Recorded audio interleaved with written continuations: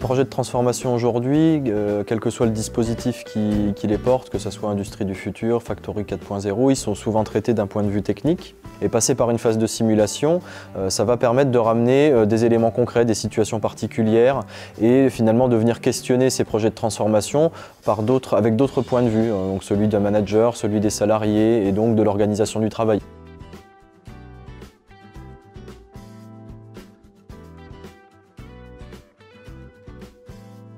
On s'est dit que ça pouvait être un outil justement pour faire évoluer la société dans le bon sens, quoi. Tous les projets chez nous doivent se travailler en amont et on se rend compte, aussi bien dans nos projets avec les clients que dans tous les projets structurels de la société, qu'un chantier bien préparé, entre guillemets, c'est déjà 80% du travail effectué.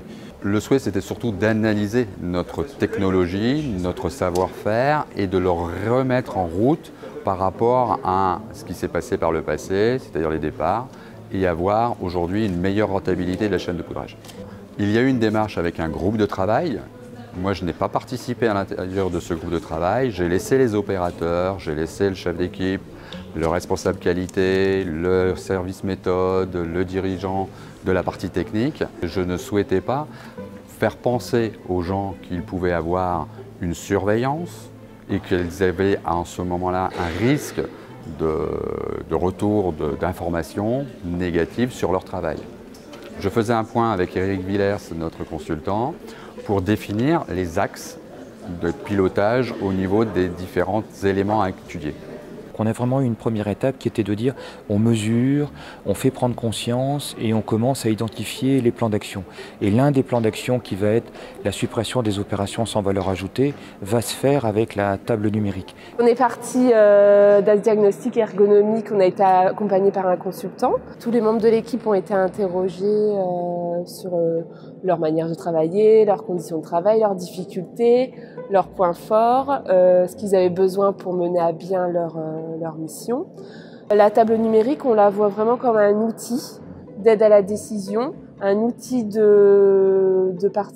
pour faire participer les salariés, ouvrir le dialogue, etc., pour justement mener à bien notre démarche d'amélioration et de réorganisation de notre pôle administratif notamment.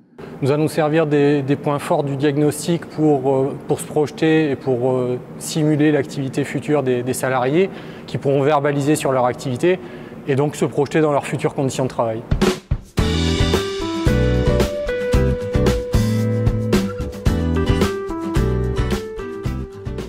On a planifié, on a choisi ce qu'on allait simuler comme flux. On a choisi aussi le mode d'intervention, donc si on allait faire un groupe, deux groupes, la restitution. Aussi, on a choisi d'intervenir sous forme de jeu. On a préparé tout ça ensemble. Ça va permettre aux salariés de se projeter plus réellement dans leur activité, de sortir déjà de leur quotidien et de leur poste de travail et de pouvoir justement interagir avec les différents éléments et les différents avatars de la table. La table est assez facile à configurer. Bon, en 2-3 heures de formation, on peut, nous, en effet, on injecte des plans. Par exemple, nous, dans notre cas, on travaillait sur du flux. On injecte des plans d'atelier, donc il suffit de dessiner un plan d'atelier sous Excel, enfin sous un petit logiciel basique avec des traits. On injecte facilement un plan d'atelier et à partir de là, on est capable de simuler les mouvements de pièces, les mouvements de personnes très facilement. Donc moi, en effet, en 2-3 heures, j'étais capable de programmer par moi-même, de préparer le travail en tout cas.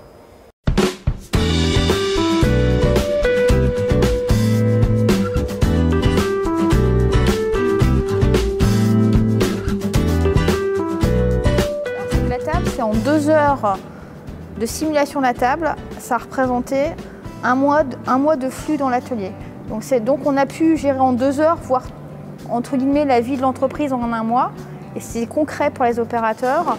Et donc derrière, voilà, il y a plein de choses qui ont été vues et il y a eu plein d'actions qui ont été menées. Après la première séance, les gens ont déjà décidé de mettre en place des actions dans lesquelles j'étais même pas encore au courant, mais ils avaient commencé à parler de choses ensemble lors de l'utilisation de la tablette, en disant tiens, si on faisait comme ça ou autrement, ce serait peut-être mieux. 1 ou 2 semaines après, ils ont commencé à revoir l'organisation de leur travail en déplaçant des stocks, en se répartissant le travail entre 2 personnes. Ça, ce sont des choses concrètes qu'ils ont pu mettre en place. Donc dès qu'ils ont testé, ils ont donc dit ben voilà, on va bouger nos stocks. Ils ont physiquement déplacé des stocks en face d'un poste de travail. Et ils ont dit ben maintenant on va faire toute l'après-midi, on va travailler de cette manière. Donc ils ont travaillé de cette manière. Ils ont regardé les résultats qu'ils ont eus globalement en productivité. Ils ont dit bah tiens, l'après-midi on a mieux travaillé que les autres après-midi. En 4 mois, on a vu qu'ils ont gagné 5 à 9 points de productivité en se déplaçant moins.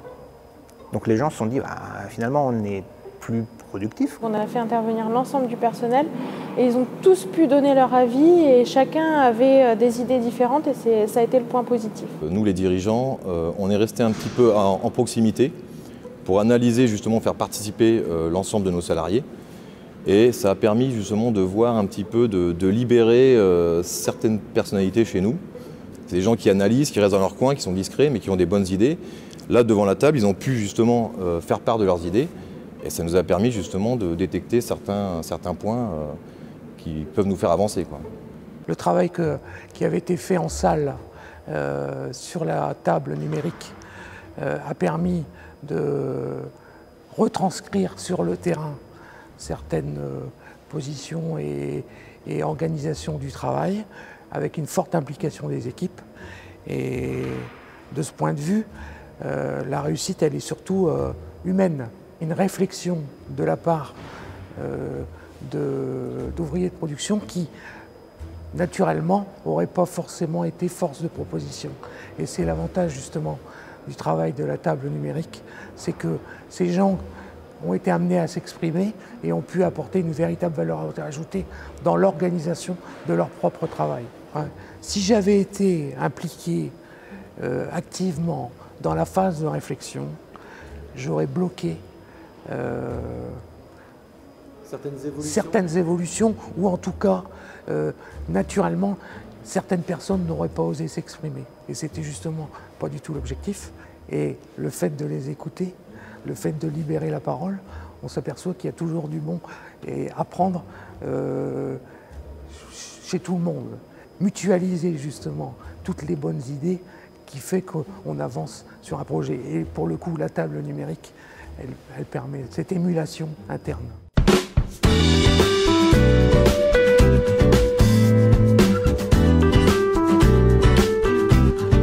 La table, elle mettait en place des évidences et qui étaient communes pour tout le monde.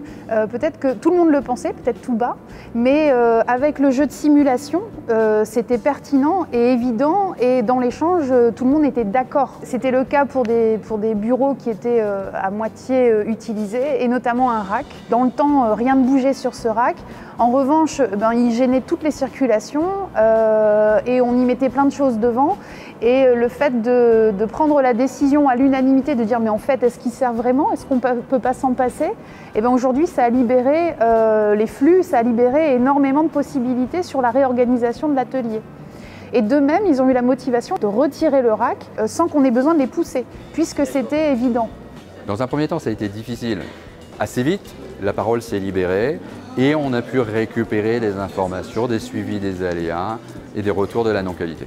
Les premières informations sont venues par le responsable qualité qui nous a transmis en priorité les informations, suivi du responsable des méthodes et derrière les opérateurs très vite ont embrayé sur des retours d'informations.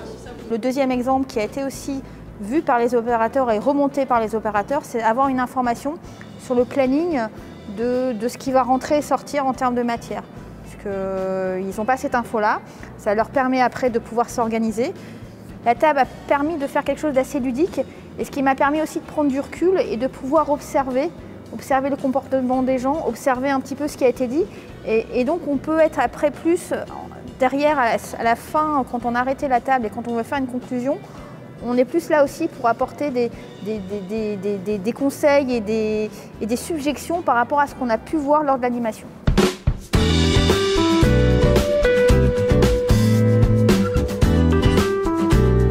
Cette table, c'est un gain d'énergie pour nous aussi dans l'échange parce que comme les collaborateurs sont acteurs, on est vraiment là pour accentuer certains points quand on sent qu'il faut approfondir un petit peu et que certainement on pourrait passer à côté de quelque chose d'intéressant. Donc on relance un tout petit peu le sujet, on tente de l'approfondir. Mais sinon, on a vraiment une posture de recul où on observe, parce qu'il y a aussi la qualité de l'échange au niveau physiquement, c'est-à-dire qu'on a des gens qui vont se reculer par rapport à la table, des gens plutôt réservés, il y a des gens qui vont prendre plutôt les devants, et parfois on le voit aussi sur leur attitude en fait.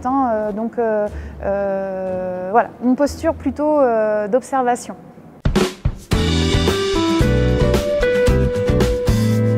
Au-delà des accompagnements qui produisent des choses en entreprise, ce qui est intéressant aussi, ça a été d'animer l'écosystème, c'est-à-dire d'avoir des temps dans lesquels chaque intervenant, chaque dirigeant vient, discute son projet, le met en discussion auprès d'autres dirigeants et on arrive finalement à avoir un écosystème qui s'anime. Et donc l'accompagnement qui était proposé via la formation, le déploiement de la simulation est intéressant, mais il ne devient intéressant que si un apprentissage collectif qui s'opère à travers des temps collectifs, des espaces de discussion qui rassemblent les dirigeants, le consultant qui intervient, les acteurs relais et les financeurs. L'objectif de cette action était de finaliser une première phase d'essaimage pour valider le fonctionnement de la table.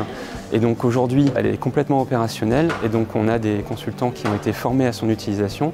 Des entreprises peuvent dès à présent faire appel à Hauts-de-France Innovation Développement pour savoir comment intégrer la démarche et bénéficier d'un accompagnement, avec notamment le programme régional Industrie du futur qui permet l'utilisation de cette table avec une aide régionale.